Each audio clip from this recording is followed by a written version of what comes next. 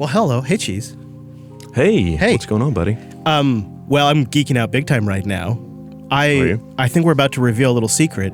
Cheese had reason in the past to invest heavily in a perfect terminal setup. He could live out of the terminal, sort of recreate some essential desktop functionality in the terminal.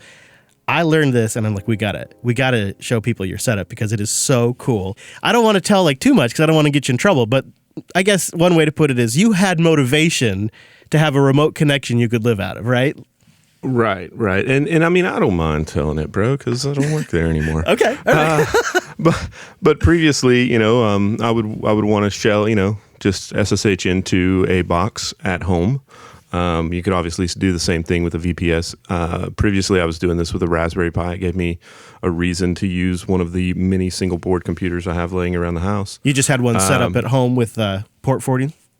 Yeah, exactly. I was thinking you could do this with a VPS, Yeah, and that's essentially what I do now.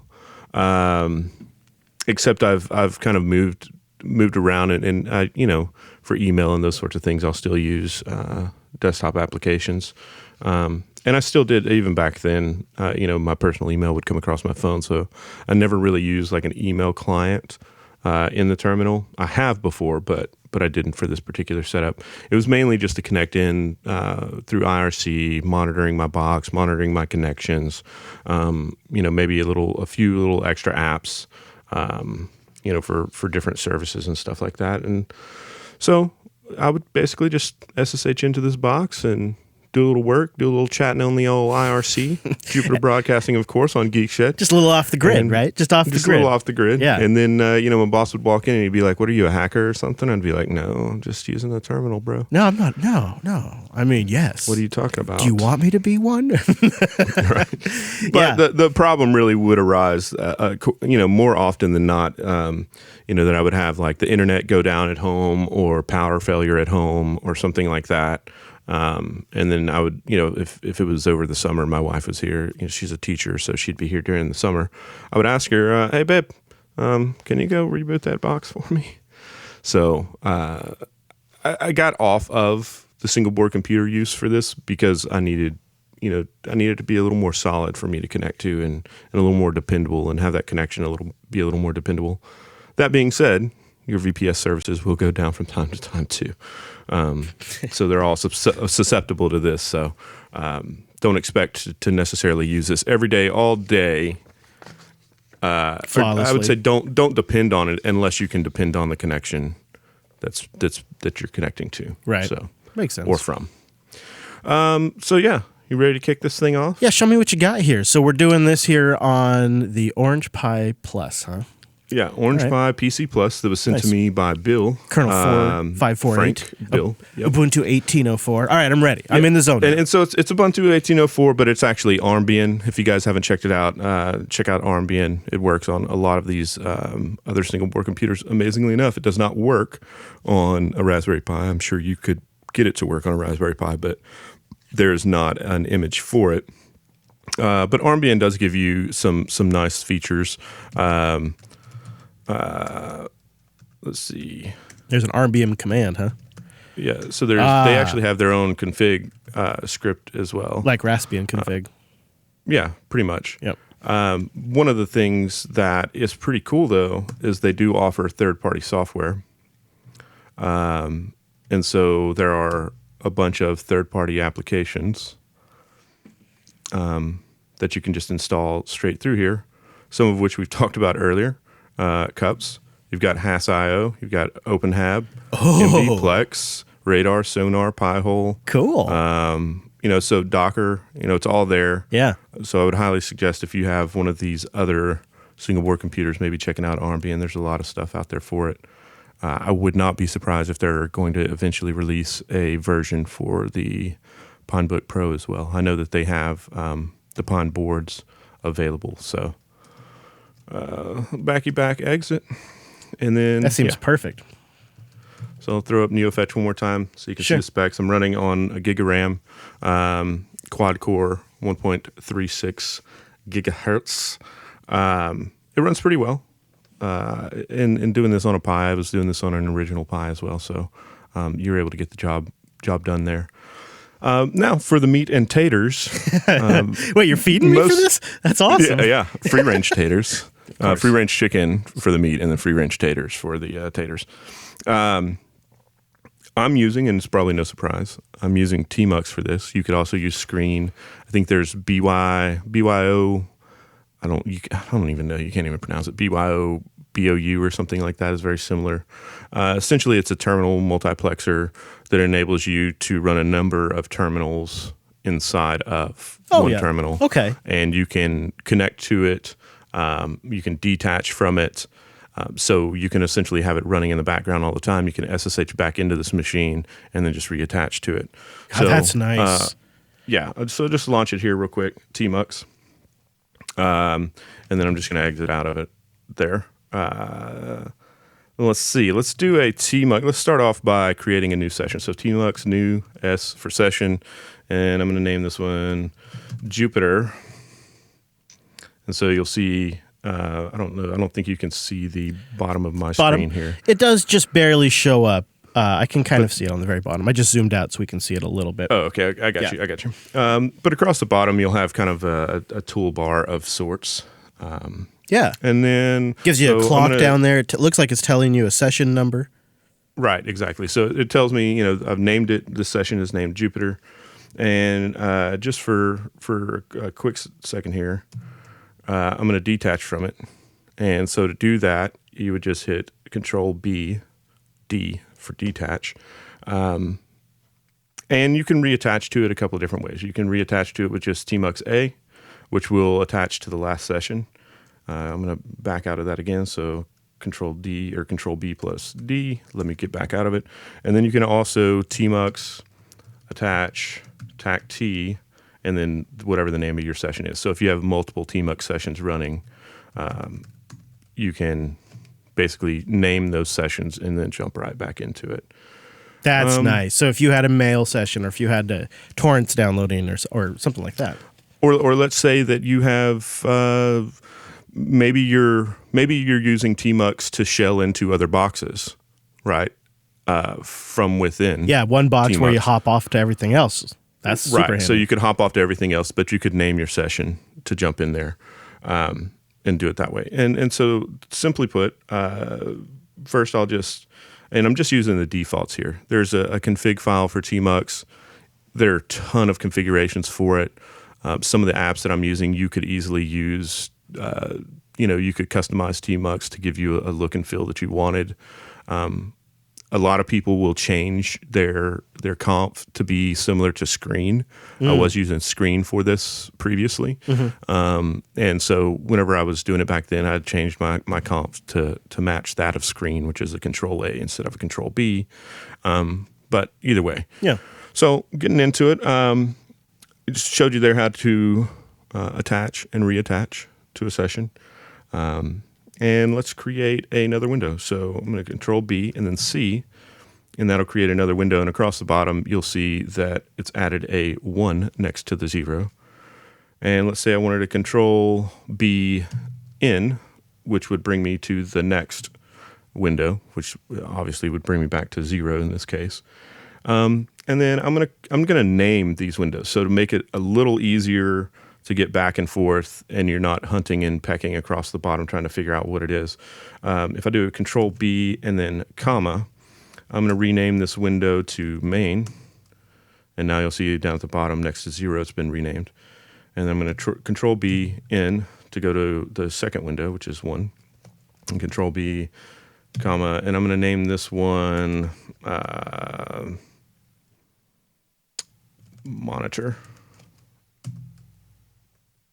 And so let's just go back here real quick. So I'll go back to main, and let's say that I want to split this terminal itself. So there's a couple of ways you can do it. You can use Control B and then the percentage sign if you want to split it vertically, or Control B and then open quotes to split it horizontally. So I'm going to Control B percentage, split it vertically. So now I have 2 windows here, and I'm going to Control B and then open quotes. Let's see if I can do that again. Did it seriously just... That's good. That's good, it says. Oh, no, I'm sorry. Control B. No, damn it. It does good if I actually hit the correct keys. So Control B and then open quote will give you your horizontal split. That's awesome. So, and then you can Control B space, and you can kind of rearrange your windows. Right. Nice. So it's, in different orders and stuff. Now I could really start to see how I could have like a little screen up that's like a heads up. Maybe it's tailing my log or giving me output of an app, and I don't need it to be a full-sized box. That's perfect. Right. And then, so you may want to resize these.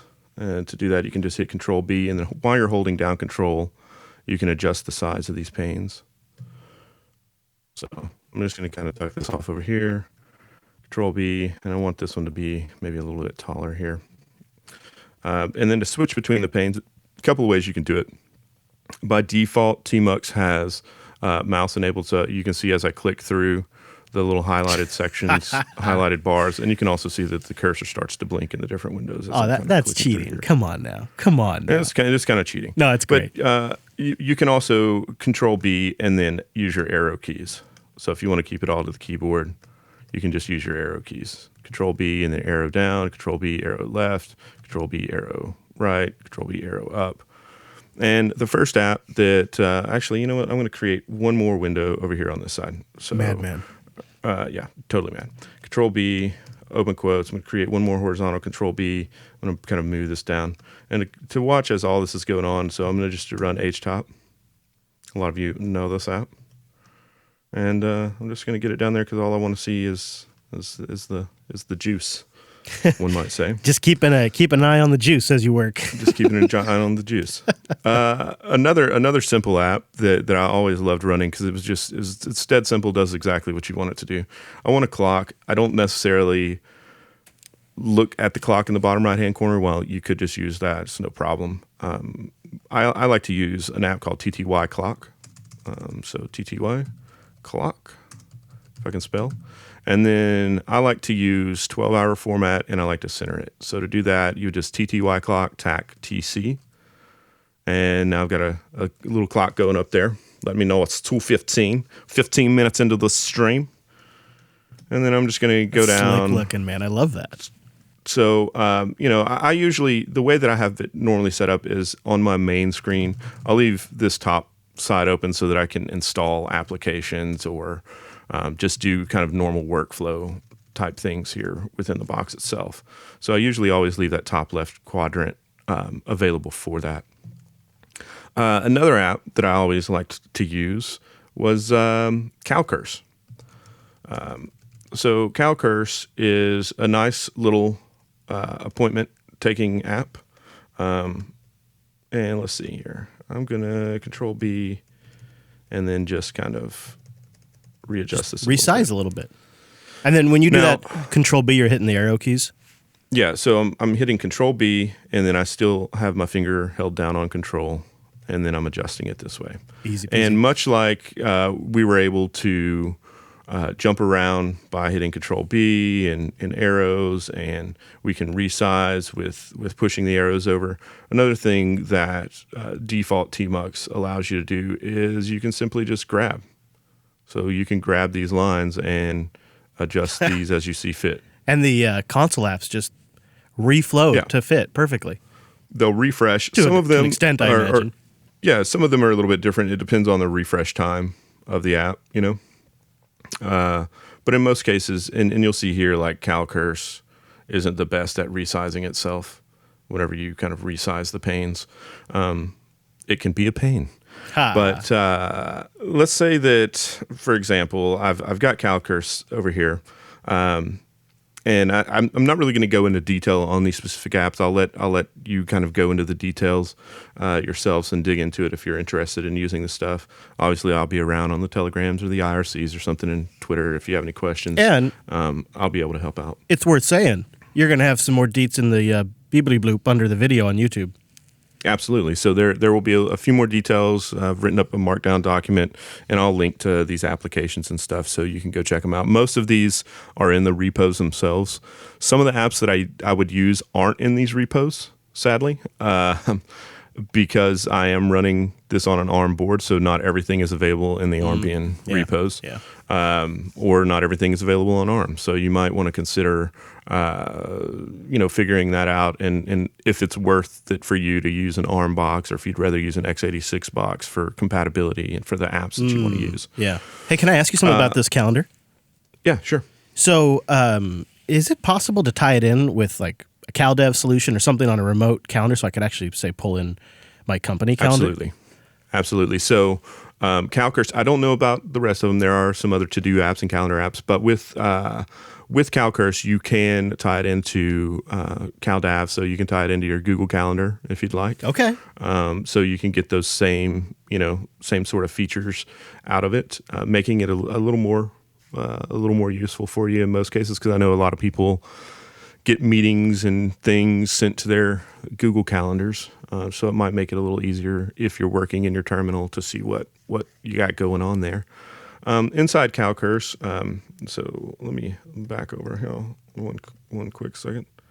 All right, there we go. Inside CalCurse, to move around, just hit Tab, and you can move around inside of CalCurse to your different applications or different nodes there. So your calendar, your to-do lists, appointments that you've got scheduled, and that sort of stuff.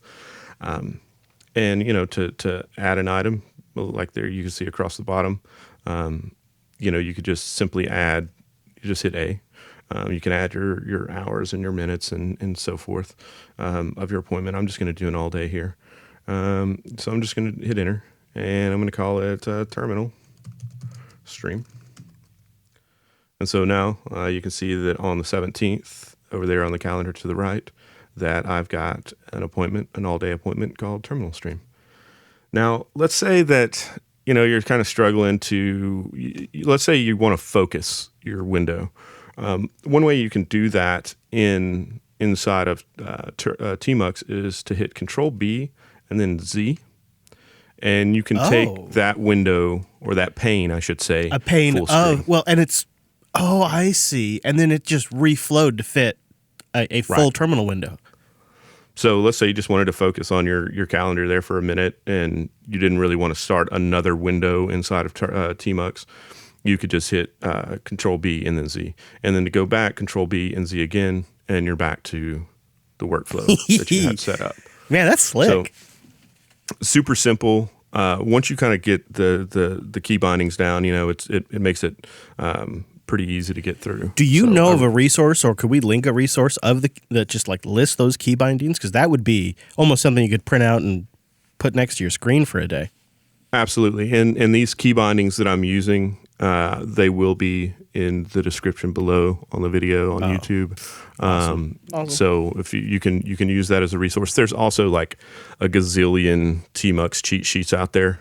Yeah, just like Bytebitten. Thank you. Just like the one that Byte licked. There's a ton of tmux cheat sheets out there. So have at it. And once you kind of get into tmux, once you use it for a few days, you'll get really used to the key bindings and stuff. And like I said, with the comp file, you can go in and configure all that. So if you're used to using Screen or another terminal multiplexer, you can set all the key bindings to something similar. A lot of people will change like the key binding for vertical pane split to the pipe, right? So you can hit Control B and then the pipe key for vertical split, and then Control B and then a hyphen or an underscore for a horizontal split. If that makes more sense to you, it does. So you can really kind of configure that as you see. I think something to maybe retouch on, because you brought it up at the beginning, is this session is detachable. You can detach from this, close your SSH session, go to a totally different system, log in, and reattach, and this exact session will be running. So if you had an IRC client in this mix or something like that, you would just immediately be right back in and working on it. Absolutely. So everything that you're running inside of tmux will remain running in the background when you detach from it. And to kind of show this, so I'll Control B and then D to detach. Let me just clear that there. And I'm just going to exit. So I'm back on my ThinkPad. And then I'm going to reattach to that. I love that your local user is cheese. That's awesome. Yeah. So I'm back on the Orange Pi to show that. I'll just neo-fetch one more time so you can see that I'm back on that same machine. And so there are a couple of ways. You can just tmux A to attach to the last session. You can tmux, let's say if you have multiple sessions running, multiple tmux sessions running, you can look at those by hitting tmux ls. So you can, if I had several tmux sessions running, you could see which sessions I had going. But I'm just going to tmux, and then you can also just type in attach, tac t, and then Jupyter. So, like I said, if you had multiple running, you could you could type that in. And by doing so, you have reattached to the session, and I'm right back where I was with the same exact setup, the same windows, everything's still running in the background, nothing's stopped. So, I mean, it's a really good way to kind of get a base of a workflow set up so that you can kind of, where I could see this being really useful is if you were on a VPS and you had a bunch of crap going on. And you were a good example of this is, let's say you had tmux running on one VPS and you were using this to go out to every other machine that you work on. You could rename these windows to those machine names, and then you could SSH directly out to those machines. So you could log into tmux once, and as long as your SSH connections to those other machines from your tmux machine were still up and running, then you could just reattach to one tmux session, and you'd be right back on all the servers that you manage.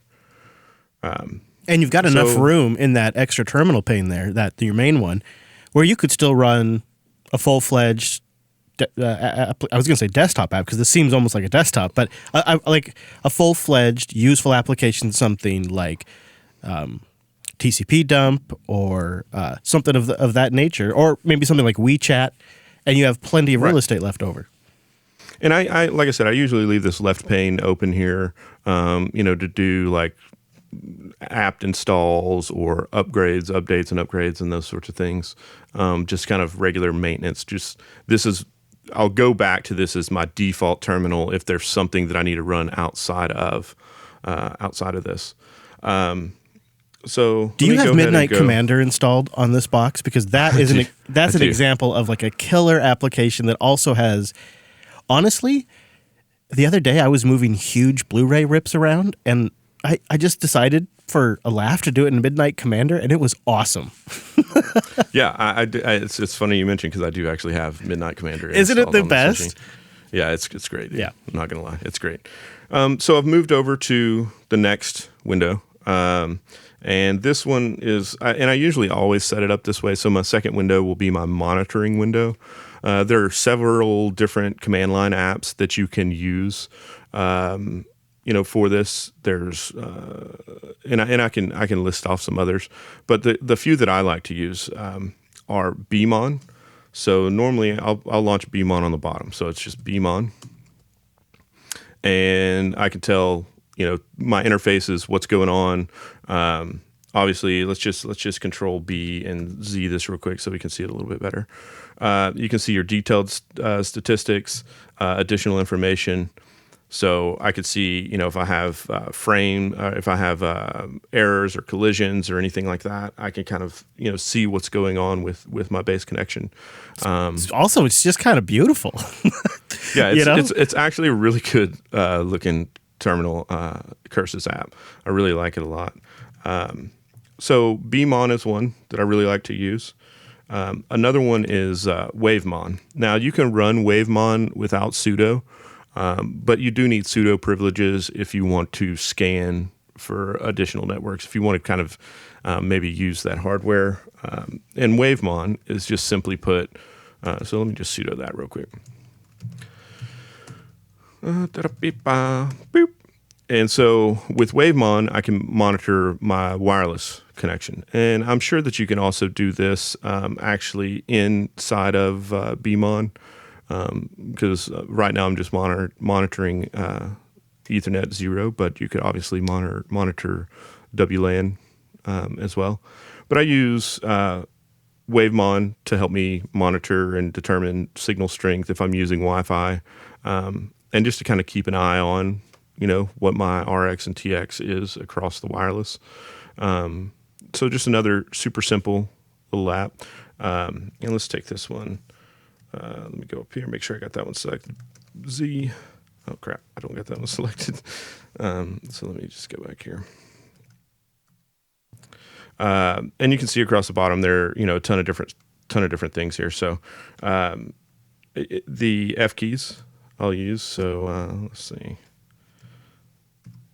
So I'm just going to scan real quick, and you can see that there are a ton of access points around me. One FBI surveillance van.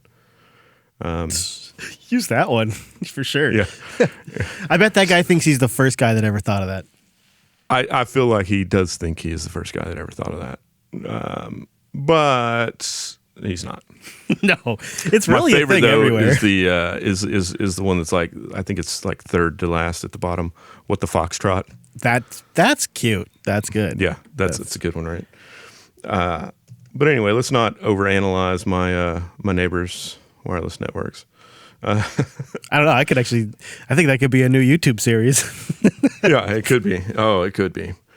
Or just war driving around town and seeing what wireless networks are available in your town. That's an interesting one too. You come up here during the summer, and we'll do that. We should. I believe switching in Fish works. I don't see why it would not, to be honest with you. Let me kind of go through to see if there's any questions here. I don't see really any questions. No, everybody seems to be just liking the setup. There are I can watch RSS readers. They're on a delay, so they'll probably start asking once you move on, so I can keep an eye out for you. Yeah. So I'm going to create another window. Let's just keep this train rolling. Whoop, whoop.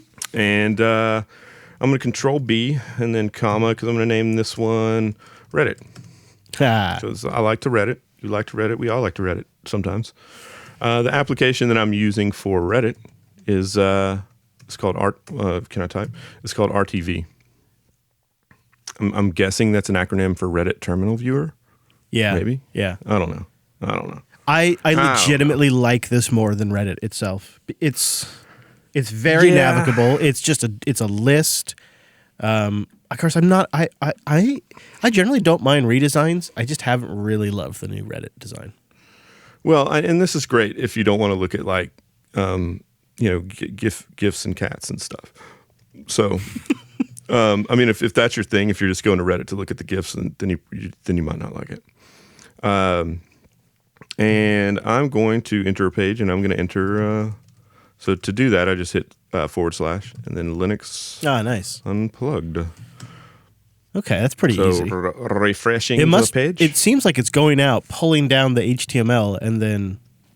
It is. Yeah, that's cool. Obviously, anytime you need help in this app, you can just hit ? Yeah.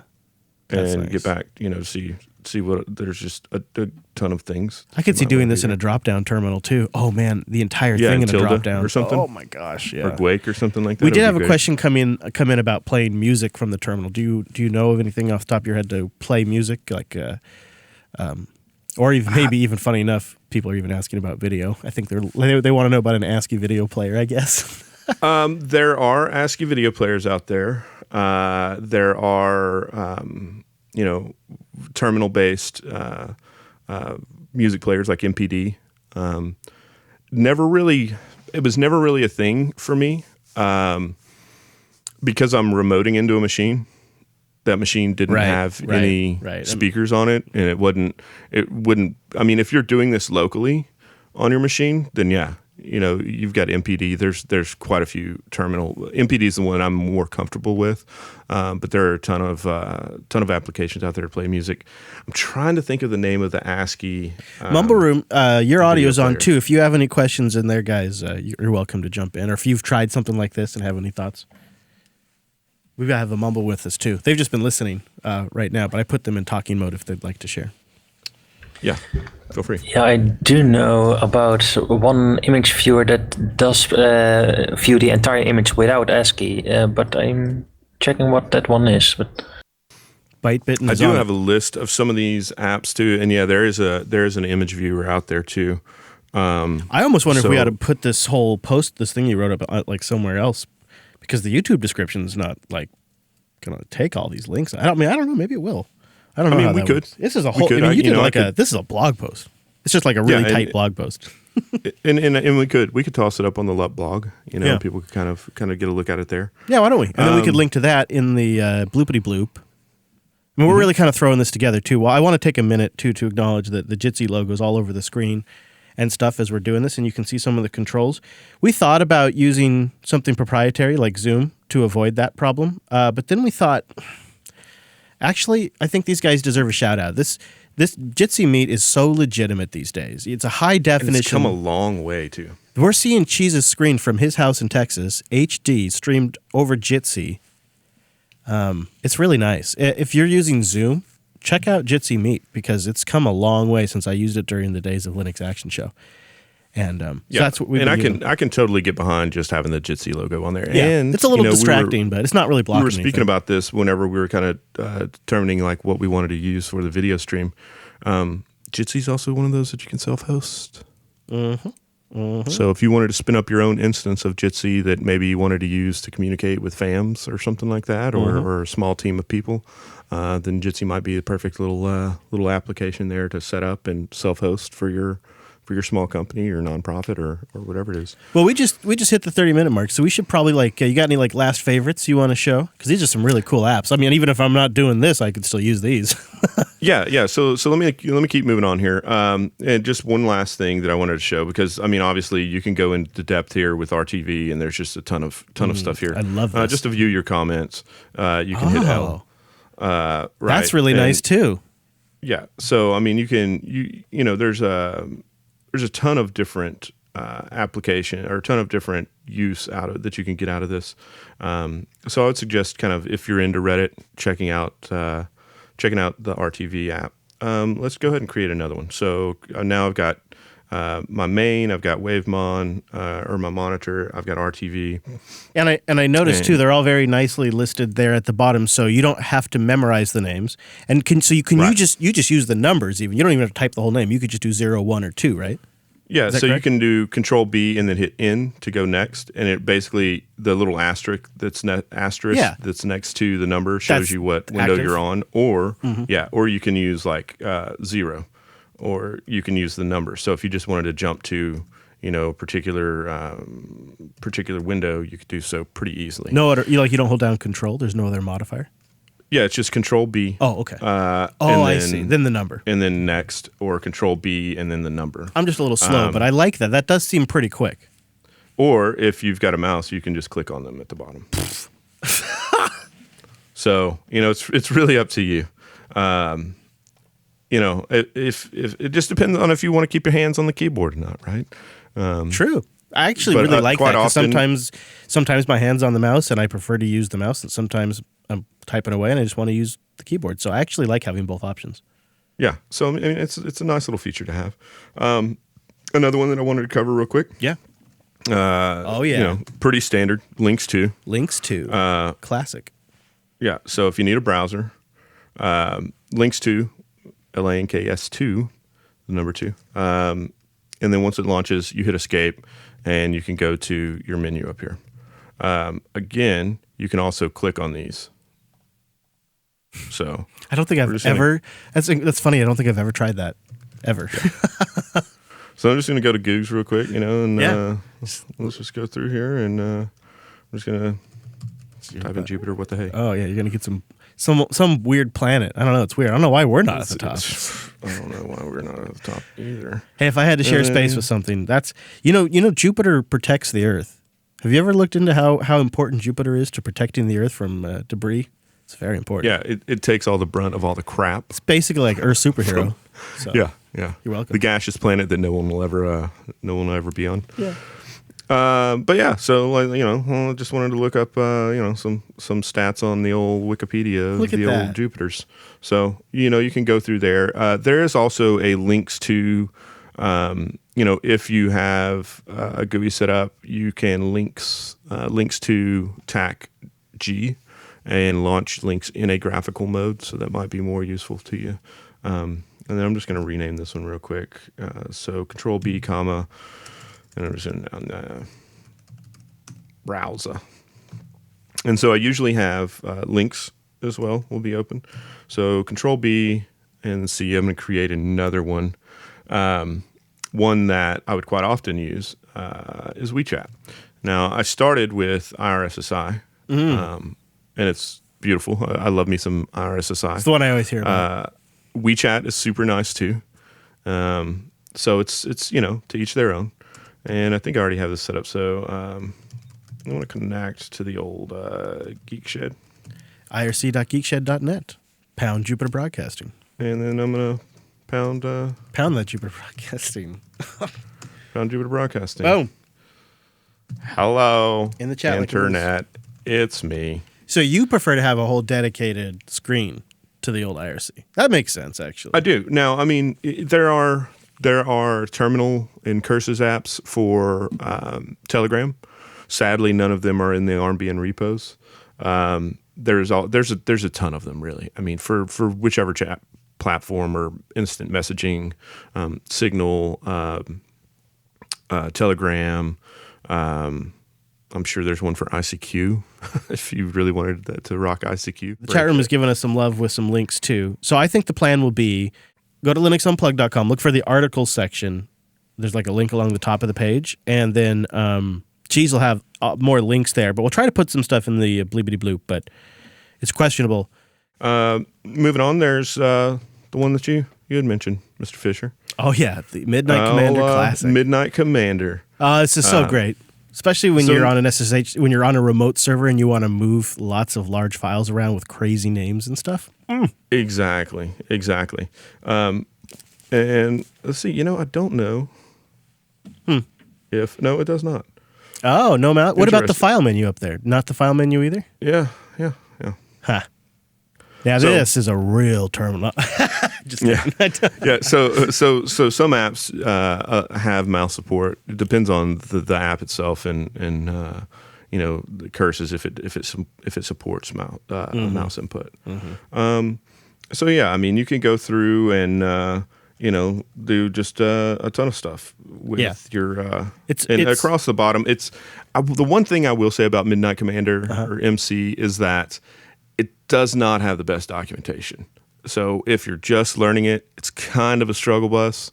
Yeah. Because not all of the features are included in the documentation online or in the app. So just be wary that, if you're getting into doing this type of thing that you may have to hunt and peck. For example. It's not like undiscoverable though. And if you're new to the terminal and you want something at the terminal to make things like checking permissions or setting permissions or decompressing files easier, it's doable, right. But you're right. In fact, you know what, Cheese? Would be awesome for any of these apps, but especially Midnight Commander, if people have alternatives they like for the terminal, put them in the old comments section on the old YouTube or in the IRC. Oh, that would be great.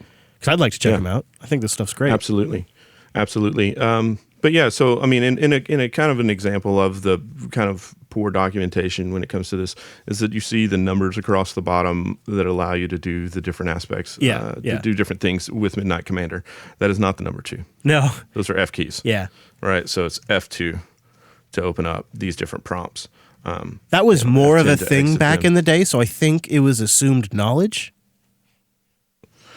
Yeah, I mean, it was definitely like very much a DOS or basic application thing. Like when we were talking, kind of warming up the stream, talking about banks and those sorts of things. It was kind of a given if it was numerated that you were using the F keys for those. I'm not a super fan of the color scheme that Midnight Commander uses. It's okay. I think it's tweakable. I think you can change it. It is definitely tweakable. But it's a little harsh. And you can customize all of these. So it's, figure out something you like, something that you want to, kind of invest some time in learning and then pick it up and start tweaking it to the way you like it. I'll tell you what makes it perfect is if you put it in Retro CRT, that terminal application. Oh, yeah. Oh, man. Midnight Commander just looks killer in Retro CRT. We should have done this whole thing in Retro CRT. Oh, opportunity. Womp, womp. That would have actually been really cool. Womp, womp. Yeah, I mean, I'll link to all of these, and then if there are applications that you guys love, terminal applications, incursus-based applications that you guys really love, please link them in the description and let everybody know. Well, because I would like to know, personally. So I want to give a little bit of a shout out to the people who've shown up live to these. That's why we keep doing these. Like, just did an i3 one, did my plasma one. Alex did a self-hosted cheap LED light strip.